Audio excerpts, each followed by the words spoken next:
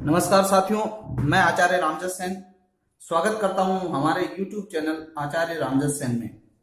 साथियों, जैसा कि आप सभी को ध्यान में है, हमारी नियमित कक्षाएं चल रही है साथियों, और नियमित कक्षाओं के अंतर्गत हम गद्य शिक्षण में काठिन्य निवारण की विधियों को हम देख रहे थे साथियों।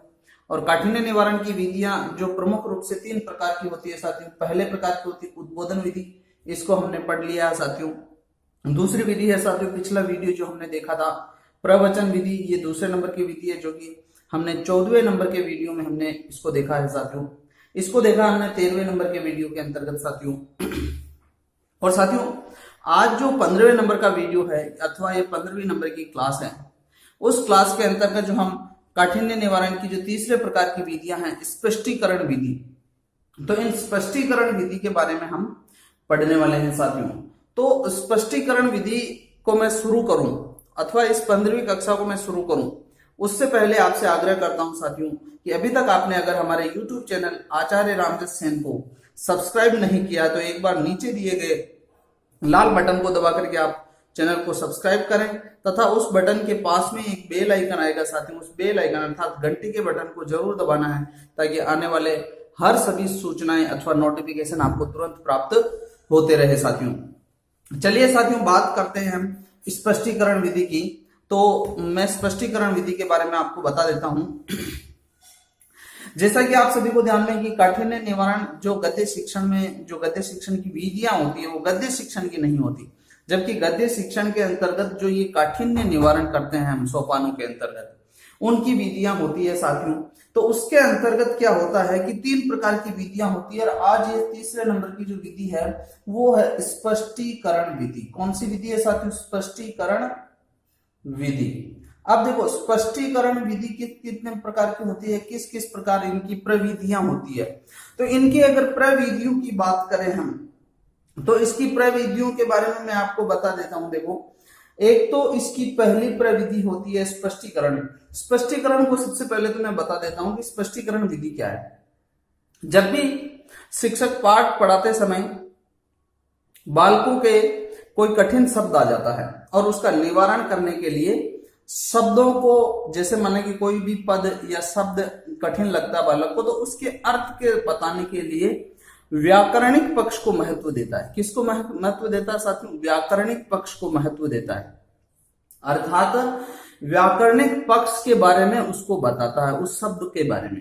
तो इसके अंतर्गत ज्यादातर जो भाग आता है वो कौन सा आता है? व्याकरणिक वाला भाग आता है। अब इसके अंतर्गत क्या होता है साथियों? तो सबसे पहले आप स्पष्टीकरण विधि में लिख सकते हैं कि इस विधि में, लिखिए साथियों, इस विधि में शब्द के अर्थ को बताने के लिए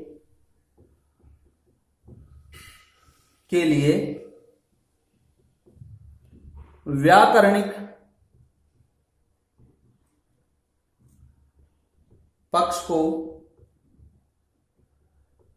महत्व दिया जाता है, महत्व दिया जाता है।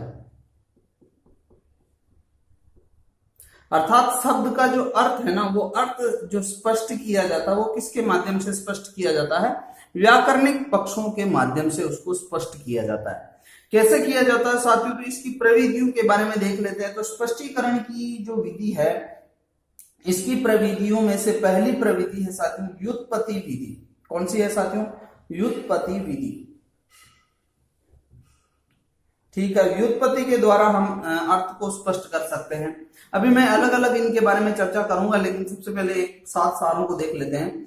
दूसरे नंबर की जो है साथियों, दूसरे नंबर की है तुलना विधि। कौन सी है साथियों? तुलना विधि। ये सब हम स्पष्टीकरण विधि की उपविधियां या प्रविधियां देख रहे हैं। और जो तीसरे नंबर की जो प्रविधि है साथियों, वो तीसरे नंबर की है वाक्य प्रयोग। क्या है साथियों? वाक्य प्रयोग। और जो चौथे नंबर की विधि है, उस चौथे नंबर की विधि की बात करें तो चौथे नंबर की है अंतः कथा विधि। अंतः कथा विधि। अंतर कथा विधि। और जो हम 5वें नंबर की बात करते हैं साथियों, वो 5वें नंबर की विधि है प्रसंग विधि। कौन सी विधि है साथियों? प्रसंग विधि। ये जो 5 प्रविधियां हैं, ये 5 प्रविधियां किसकी है साथियों?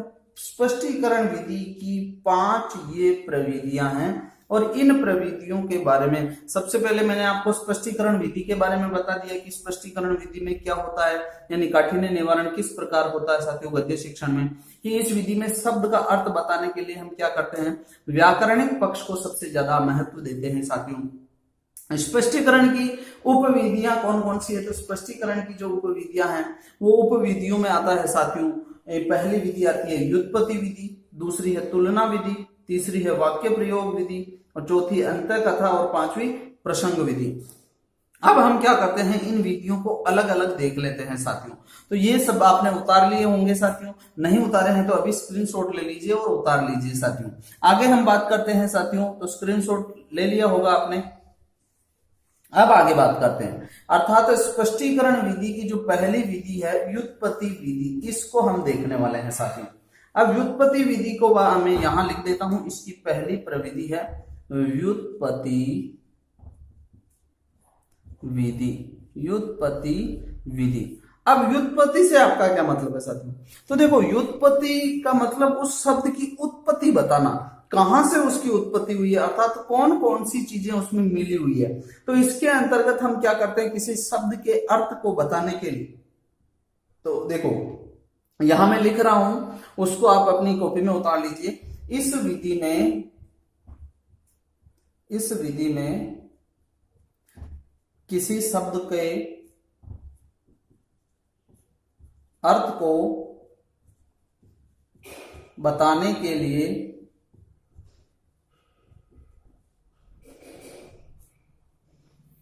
उसमें निहित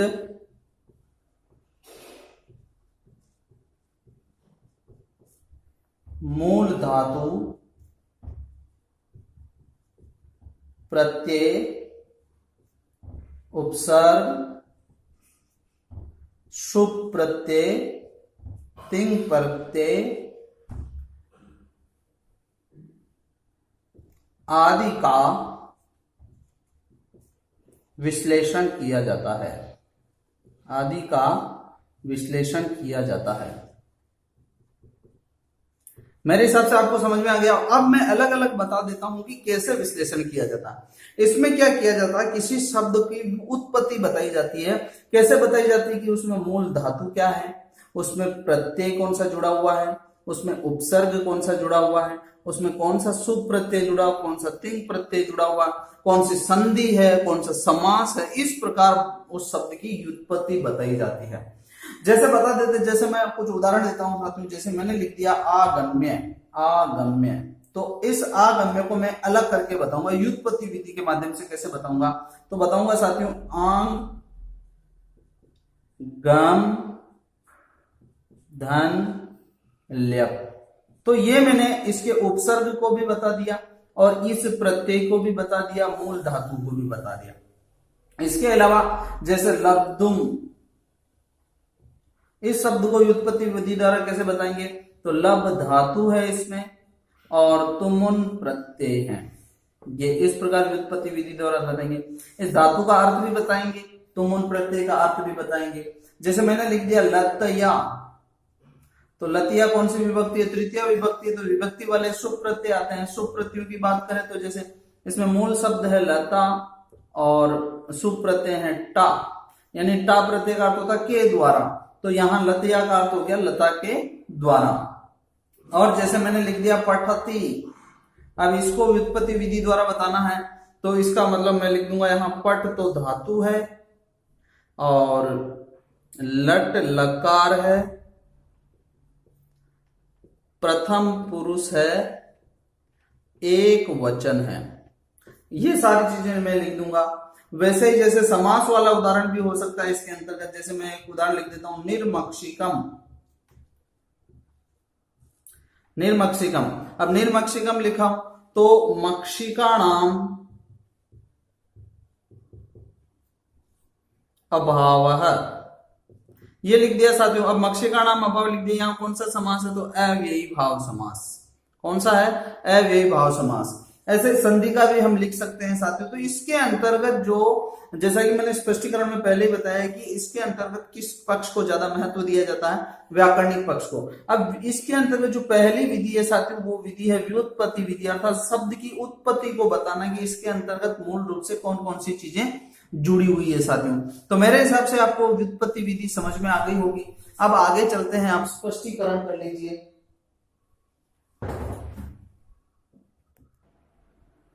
तो साथियों, हमने जो अभी विधि देखी है वो स्पष्टीकरण विधि की, जो व्युत्पत्ति विधि देख ली है साथियों। और अब हम आगे बढ़ रहे हैं साथियों दूसरे नंबर की जो इसकी विधि है, वो जैसा कि मैंने आप सभी के सामने लिखा था दूसरे नंबर की विधि को। और जो दूसरे नंबर की विधि है उस विधि का नाम है तुलना विधि। कौन सी विधि है साथियों? तुलना विधि। कौन सी है? तुलना विधि। अब देखो, अब इस प्रविधि है, ये स्पष्टीकरण विधि की दूसरे नंबर की प्रविधि है साथियों। तुलना विधि की बात करें तो देखो, यहां इस शब्द को पकड़ो आप। ये शब्द क्या कहना चाह रहा है? ये कह रहा है कि तुलना करो, यानी किसी भी शब्द के अर्थ को प्रकट करने के लिए तुलना के माध्यम से हम उस शब्द के अर्थ को प्रकट करेंगे। तो साथियों, यहाँ तुलना कितने प्रकार की होती है, तो तुलना किस किस प्रकार से हम कर सकते हैं, तो यहाँ मैं आपको बता रहा हूँ। तुलना विधि के अंतर्गत इस विधि में तुलना के माध्यम से शब्द के अर्थ को प्रकट किया जाता है। आप लिख लीजिए यहाँ की इस विधि में तुलना के माध्यम से शब्द के अर्थ को प्रकट किया जाता है। ये आपने लिख लिया होगा साथियों। अब बात करते हैं कि यहाँ तुलना कैसे प्रस्तुत करनी है। तो चलो, एक मैं आपको लिखा ही देता हूं कि यहाँ आपको क्या लिखना है कि जब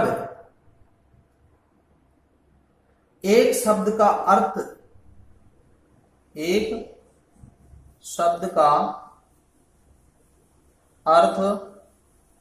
स्पष्ट करने के लिए, जब एक शब्द का अर्थ स्पष्ट करने के लिए है, यदि हम अन्य शब्दों की सहायता लेते हैं और उन सहायक शब्दों से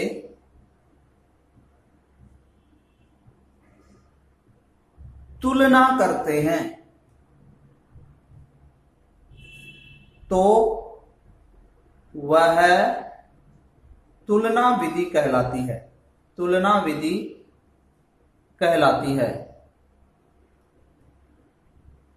ठीक है, तुलना विधि कहते हैं किसे है, ये मैंने आपको बता दिया है कि इस विधि के अंतर्गत किसी भी एक शब्द का हम अर्थ स्पष्ट करने के लिए हम क्या करेंगे, उसके तुलनात्मक रूप से किसी दूसरे शब्द का सहारा लेंगे, तो वह विधि कहलाती है तुलना विधि। अब तुलना विधि का प्रयोग हम कैसे कैसे, ये लिख लिया होगा साथियों आपने। तो ये तुलना विधि का प्रयोग कैसे कैसे किया जाता है साथियों, तो देखो हम किस प्रकार से हम शब्दों की तुलना करेंगे यहाँ, तो देख लीजिए। यहाँ इसके अंतर्गत हम क्या करेंगे कि विलोम पर्यायवाची पदों के माध्यम से भी शब्दों की तुलना कर सकते हैं। पर्यायवाची पदों के माध्यम से यहाँ हम तुलना विलोम शब्दों के माध्यम से भी कर सकते हैं, विलोम पदों के माध्यम से। और यहाँ हम अनेकार्थी के माध्यम से भी कर सकते हैं, अनेकार्थी शब्दों के माध्यम से। और यहाँ हम तुलना समान ध्वनि अर्थात समध्वनि, स्वमध्वनि, भिन्नार्थक शब्द, इनके माध्यम से भी हम तुलना कर सकते हैं। जैसे पर्यायवाची की बात मैं करूं, तो जैसे किसी बालक ने पूछा कि स्त्री क्या है, अर्थात स्त्री को मेरे को समझ में नहीं आया, तो हम क्या करेंगे, इसके पर्यायवाची शब्द बताएंगे और उसको कहेंगे कांता, वामा, अबला, महिला। इस प्रकार के शब्द बताते हुए हम क्या करेंगे, बालक के शब्द को तुलना के माध्यम से, इन देखो स्त्री शब्द की तुलना हम इन शब्दों से करके, अर्थात पर्यायवाची शब्दों से करके उसके अर्थ को स्पष्ट कर रहे हैं। तो ये पर्यायवाची द्वारा तुलना हम कर रहे हैं। विलोम पद के माध्यम से भी कर सकते हैं। विलोम पद के जैसे बालक ने पूछा पक्ष क्या है, तो बालक को कहेंगे कि इसका उल्टा विपक्ष होता है। तो उसका अपने आप वो मतलब कर लेगा कि इसका उल्टा ये होता तो उसका उल्टा यह होता है। जैसे बालक ने पूछ लिया पापम यानी पाप क्या है, तो हम इसका उल्टा करके विलोम पद बता देंगे पुण्यम। तो इस प्रकार हम तुलना करके विलोम पदों के माध्यम से भी तुलना करके हम बच्चों को समझा सकते हैं। इसके अलावा अनेकार्थी, अनेकार्थी का मतलब क्या है कि अनेक अर्थ वाले शब्द, अनेक अर्थ वाले शब्दों के माध्यम से भी हम उनको तुलना के माध्यम से बता सकते हैं। जैसे माना कि एक शब्द आ गया अंक, क्या आ गया अंक। अब देखो अंक शब्द के अनेक अर्थ होते हैं। यहाँ एक संख्या का अंक भी होता है, 1 2 3 4 ऐसे संख्या का अंक भी होता है। उसके अलावा नाटक का भी अंक होता है, तो उसको भी हम बताएंगे नाटक का अंक। इसके अलावा अंक का मतलब गोद भी होता है। क्या होता है गोद, जैसे बालक को गोद में मां लेती है ना, तो वो गोद, उसको भी अंक कहते हैं। अथवा अंक का एक और अर्थ होता है चिन्ह, तो चिन्ह भी इसका अर्थ होता है। तो साथियों इस अंक को स्पष्ट करने के लिए हम अनेक अर्थी पदों का उपयोग करेंगे साथियों, कि इसके कौन कौन से और अर्थ है। ये देखने के पश्चात जैसे सम ध्वनि वाले भिन्नार्थक पद, यानी समान ध्वनि, जिनको बोल तो हम एक जैसे रहे हैं लेकिन उनका अर्थ अलग अलग होता है, जैसे गेय और जेय, ये है साथियों। इसका अर्थ होता है गाने योग्य, गाने योग्य, जबकि इसका अर्थ होता है जानने योग्य, जानने योग्य, ये अर्थ होता है साथियों। तो देखो, और इसके अलावा और भी देख लो, ग्रह और गृह है। अब दोनों में फर्क है साथियों। ग्रह तो क्या होते हैं, नव ग्रह होते हैं, जो कि तारों का एक समूह होता है साथियों, तारों का समूह होता है। जबकि इसका उच्चारण और इसके उच्चारण में ज्यादा चेंज नहीं, इसको कहते हैं गृह है, तो इसका मतलब होता है साथियों गर। तो साथियों ये जो है समध्वनि भिन्नार्थक, इससे भी हम तुलना के माध्यम से देख सकते हैं, अनेकार्थी के माध्यम से भी तुलना कर सकते हैं, विलोम पदों के माध्यम से भी तुलना कर सकते हैं, और पर्यायवाची पदों के माध्यम से भी हम इनकी तुलना कर सकते हैं शब्द के अर्थ को प्रकट करने के लिए साथियों। तो साथियों ये तुलना विधि भी आपको समझ में आ गई होगी। अब स्पष्टीकरण विधि की हम तीसरी विधि देखने वाले हैं साथियों। उससे पहले इसका एक बार स्क्रीनशॉट जरूर ले लीजिए, ताकि आपको नोट्स में लिखने में भी आसानी रहे। वैसे तो आप साथ साथ लिख ही रहे होंगे साथियों। बात करते हैं साथियों स्पष्टीकरण विधि की। जो तीसरे नंबर की विधि है, उस तीसरे नंबर की विधि जो मैंने आपको लिखाई है, वो विधि है वाक्य प्रयोग विधि। कौन सी है साथियों, वाक्य प्रयोग विधि। चलो लिख लेते हैं हम। लिखिए आप, तीसरे नंबर की विधि है, तीसरे नंबर की, और वो है वाक्य प्रयोग विधि, वाक्य प्रयोग विधि। अब ये देखो, वाक्य प्रयोग विधि के अंतर्गत क्या होता है, यानी किसी भी शब्द के अर्थ को प्रकट करने के लिए इस विधि में क्या होता है कि किसी भी शब्द के अर्थ को प्रकट करने के लिए, तो शब्द के अर्थ को प्रकट करने के लिए उस शब्द से ही वाक्य निर्माण किया जाता है, किया जाता है।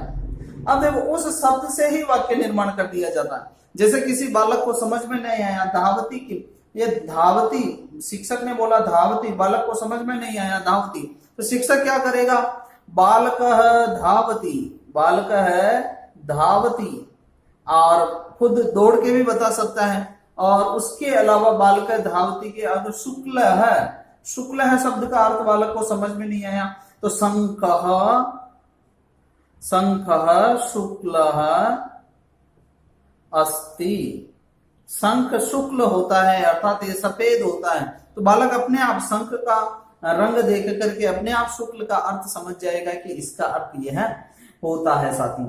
तो इस विधि के अंतर्गत क्या होता है, किसी पद के अर्थ को स्पष्ट करने के लिए शिक्षक क्या करता है, उसी पद से वाक्य निर्माण कर देता है, तो बालक को उस वाक्य निर्माण में समझ में आ जाता है। जैसा कि आप सभी को ध्यान में है कि किसी भी भाषा की जो मनोवैज्ञानिक इकाई होती है वो वाक्य होती है साथियों।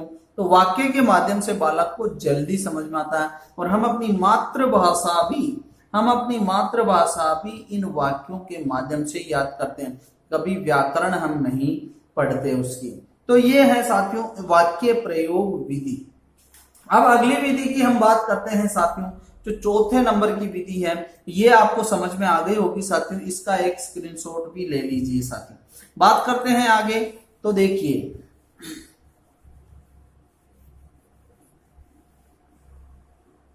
अगले जो चौथे नंबर की विधि है स्पष्टीकरण विधि की, वो चौथे नंबर की विधि है साथियों अंतः कथा विधि। अंतः कथा विधि। अब अंतः कथा विधि का मतलब क्या होता है?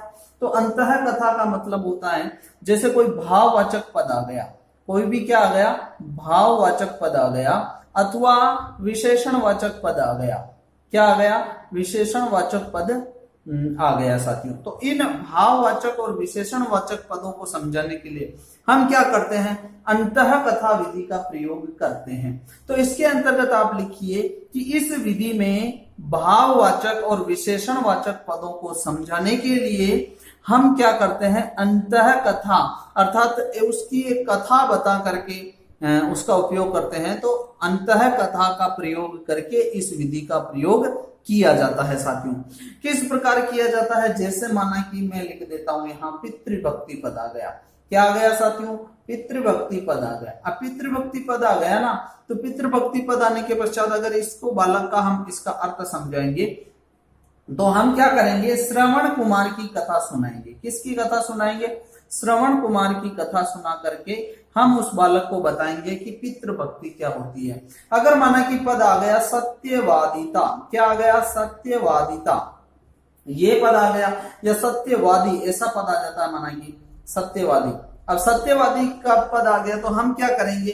राजा हरिश्चंद्र की कथा उनको सुनाएंगे। कि कौन सी कथा सुनाएंगे? राजा हरिश्चंद्र की कथा सुना करके हम उनको बताएंगे कि सत्यवादी क्या होता है। फिर माना कि दानवीर पद आ गया। क्या आ गया? दानवीर। तो दानवीर पद आते ही हम उनको कर्ण की कथा भी सुना सकते हैं, भामाशाह की कथा भी हम उनको सुना सकते हैं साथियों। और माना कि गुरु भक्ति पद आ गया। क्या आ गया? गुरु भक्ति। अब गुरु भक्ति पद आ गया तो हम उनको एकलव्य की कहानी सुना करके हम बताएंगे कि गुरु भक्ति क्या होता। तो अंतः कथा विधि के अंतर्गत क्या होता है कि भाववाचक और विशेषणवाचक पदों को समझाने के लिए हम किसका प्रयोग करते हैं? अंतः कथा का प्रयोग करते हैं, जिस प्रकार हमने यहाँ इन उदाहरणों के माध्यम से इनको देखा है साथियों। तो अंतः कथा विधि भी आपको समझ में आ गई होगी साथियों। और उसके पश्चात जो हमारी जो अंतिम विधि है साथियों, ये स्पष्टीकरण विधि की जो अंतिम विधि है, वो अंतिम विधि है प्रसंग विधि। कौन सी है साथियों? प्रसंग विधि। अब देखो अंतः कथा और प्रसंग में क्या चेंज है? तो देखो प्रसंग विधि, प्रसंग विधि। अब इसके अंतर्गत क्या होता है कि इस विधि के अंतर्गत हम क्या करते हैं? किसी व्यक्ति, स्थान अथवा साहित्य आदि से हम प्रसंग उठाते हैं और प्रसंग उठा करके उनको समझाते हैं साथियों। तो इसके अंतर्गत क्या है कि हम किसी भी शब्द को स्पष्ट करने के लिए किसी न किसी प्रसंग से, उस प्रसंग के माध्यम से हम उस बालक को समझाते हैं। अर्थात कैसे? जैसे अब मैं उदाहरण के तौर पे बता देता हूं। जैसे माना कि ऐतिहासिक कोई प्रसंग हो जाता है, ऐतिहासिक प्रसंग। अब ऐतिहासिक प्रसंग के अंतर्गत जैसे माना कि कुंती शब्द आ गया, और कुंती शब्द को बताने के लिए हम क्या करेंगे? महाभारत का प्रसंग लेंगे, और महाभारत के प्रसंग में से महाभारत के अंतर्गत कुंती के बारे में क्या बता रखा है, उसके बारे में हम कुंती के बारे में बालकों को बताएंगे। वैसे ही माना कि शिखंडी आ गया, तो ये भी महाभारत का पात्र है, तो महाभारत का संदर्भ लेकर के हम बालकों को समझाएंगे। जैसे माना कि पद आ गया राम, तो हम क्या करेंगे? रामायण का संदर्भ अथवा रामायण का प्रसंग हम राम के माध्यम से हम लेंगे और बालकों को समझाएंगे साथियों। ऐसे ही माना कि साथियों भौगोलिक कोई बहुत सारे प्रसंग हो सकते हैं। भौगोलिक प्रसंगों की बात करें तो माना कि आ गया साकेत। ये आ गया माना कि साकेत, तो साकेत कहाँ है साथियों और किसकी राजधानी रही हुई है, उसके बारे में हम रामायण की भी ले सकते हैं। और माना कि आ गया तक्षशिला। क्या आ गया? तक्षशिला। तक्षशिला आगे की ये कहाँ है, पाकिस्तान के अंतर्गत है, लाहौर के आसपास स्थित है। यहाँ किन किन होने शिक्षा ली है, तो इसको हम भौगोलिक प्रसंग के रूप में स्थापित कर लेंगे। वैसे नालंदा विश्वविद्यालय आ गया, तो नालंदा विश्वविद्यालय कहाँ स्थित है, बिहार में स्थित है, और ये पुराने समय में के अंतर्गत विश्व के विद्यार्थी यहाँ पढ़ने आते थे। इस प्रकार हम भौगोलिक प्रसंग के माध्यम से बता सकते हैं। तीसरा, जैसे कोई साहित्यिक प्रसंग आ गया, तो साहित्यिक प्रसंग को भी हम कैसे बताएंगे साथियों, जैसे माना कि वहां एक शब्द आ गया वृहत्रयी। क्या आ गया, वृहत्रयी।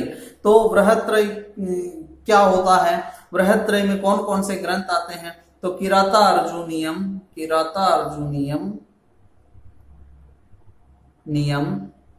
शिशुपाल वध और नेषधीय चरितम,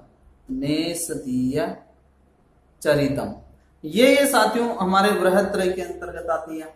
तो साथियों वृहत्रयी के बारे में हम साहित्यिक प्रसंग है उनको बताएंगे। अथवा जो चौथे नंबर का और आता है साथियों, तो नाट्य शास्त्रीय भी कोई बहुत सारे प्रसंग आते हैं। नाट्य शास्त्रीय प्रसंग आ जाते हैं, तो उनको हम कैसे बताएंगे, जैसे माना कि अगर नायक, अब नायक किसे कहते हैं, तो बालकों को हम पहले नायक की परिभाषा बता करके हम बताएंगे कि नायक 4 प्रकार के होते हैं। धीर, ललित, धीर प्रशांत, धीरोधत और धीरोदत्त, ये 4 प्रकार के नायक होते हैं। वैसे ही विदूषक के बारे में भी हम बता देंगे कि विदूषक क्या है, तो हंसी का एक पात्र होता है नाटकों में, उसे विदूषक कहते हैं। सूत्रधार क्या होता है, तो संपूर्ण नाटक का सूत्र का धारण करने वाला जो सूत्रधार होता है वो होता है साथियों। तो इस प्रकार हम प्रसंग विधि के माध्यम से स्पष्टीकरण विधि को स्पष्ट करेंगे साथियों। तो साथियों ये प्रसंग विधि हो गई, अर्थात विभिन्न प्रसंगों के माध्यम से हम बालकों को उस शब्द का अर्थ समझाएंगे साथियों। तो साथियों मुझे लगता है यह वीडियो आपके लिए बहुत उपयोगी है, और अगर आपको भी लगता है कि यह वीडियो आपके लिए उपयोगी है, तो आप अभी और इसी वक्त अपने सभी मित्रों को इस वीडियो को शेयर कीजिए, और इस चैनल को भी लाइक कीजिए, इस चैनल को सब्सक्राइब भी कीजिए, और इस वीडियो को जरूर लाइक करें। और अगर कोई दिक्कत रहती तो नीचे कमेंट जरूर लिखें कि वीडियो कैसा बना है, और आगे भी आपके जो भी कोई दिक्कत आती है उसको भी कमेंट बॉक्स में लिखें साथियों, ताकि मैं आपकी समस्या का समाधान कर सकूं। और आपके उज्जवल भविष्य की मंगल कामना करते हुए और उत्तम स्वास्थ्य की मंगल कामना करते हुए अगले वीडियो तक आपसे विदा लेता हूं साथियों। यहां तक वीडियो को देखने के लिए आपका बहुत बहुत धन्यवाद।